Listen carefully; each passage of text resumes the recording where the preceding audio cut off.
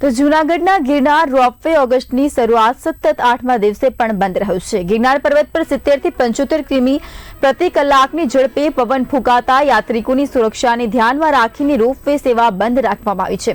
હવામાન સાનુકૂળ બનતા રોપવે ફરી શરૂ કરવામાં આવશે તેમ રોપવે ઓથોરિટી દ્વારા જણાવાયું છે।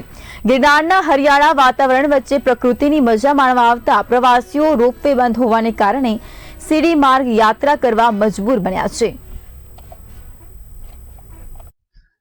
ગિરનારની પ્રકૃતિ જ્યારે 16 કલાએ ખીલી ઉઠી છે ત્યારે દેશ વિદેશથી આવતા યાત્રાળુઓ માટે આધાર સ્તંભ કહેવાય એવો આ રોપવે વાતાવરણના હિસાબે જ્યારે બંધ થઈ ગયો છે ત્યારે હજારોની સંખ્યામાં આવતા આ યાત્રાળુઓ માટે હાલ છેલ્લા 8 દિવસથી રોપવે પવનની ગતિ વધારે હોવાથી બંધ કરી દેવામાં આવ્યો છે અને યાત્રાળુઓની સુરક્ષા માટે જે રીતે આપણે જોઈ રહ્યા છીએ એ રીતે આ રોપવે ગિરનારનો રોપવે બંધ કરી દેવામાં આવ્યો છે ત્યારે યાત્રાળુઓને ક્યાંક ને ક્યાંક જૂનાગઢની આ ગિરનારની જે જૂની અને નવી સીડી છે આ સીડી પરથી જવા માટે ફરજ પડી રહી છે।